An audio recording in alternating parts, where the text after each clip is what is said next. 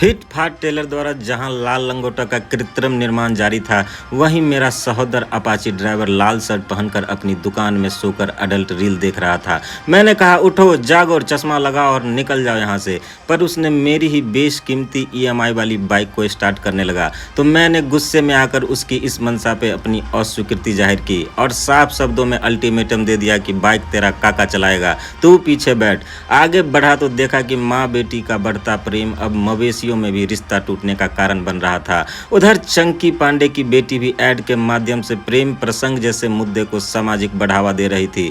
प्राकृतिक वादियों की छाती पर पसरा इस सड़क पर जहां भैंसिया, कुकुर और बकरी स्वतंत्र रूप से विचरण कर पा रहे थे, वहीं इंसानी नस्ल अब ट्रैफिक जाम के कारण अपने जीवन में आगे नहीं बढ़ पा रहे थे।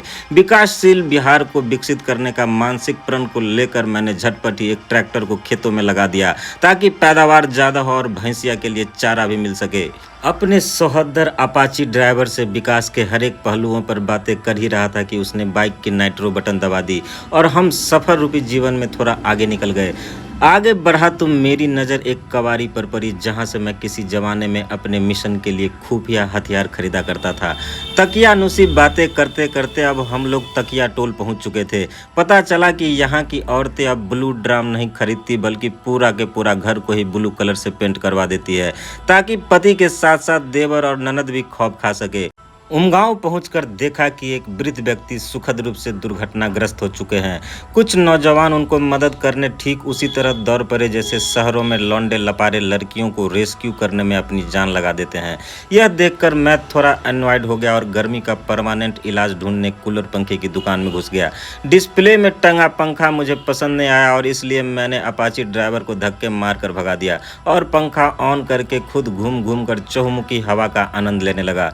तरह तरह का पंखा देखकर मेरा मक्कार मन अब शीतल हो ही रहा था कि तभी मेरी नज़र एक लाल टोपी वाले पर पड़ी। जूम करके देखा तो पता चला कि वो खैनी लगा रहा था। मेरी भी निकोटिनिक तलब अब जाग चुकी थी, लेकिन मैंने यह सोचकर नहीं गया कि खैनी में जो चूना लगा सकता है वो मेरा भी चूना काट सकता है। उधर दो पीडियाट्रिक नौजवान खुद से 3 गुना बड़ा डंडा लेकर अपने मिशन पर निकल चुका था। जब हवा से मेरा वायुमन संतुष्ट हो गया तो मैं पवन प्रोड्यूसिंग दोनों मशीन को उठाकर दुकान से बाहर ले आया। चढ़ते धूप से मेरा चित्त अब मुझे आइसक्रीम की दुकान की तरफ खींच लाया।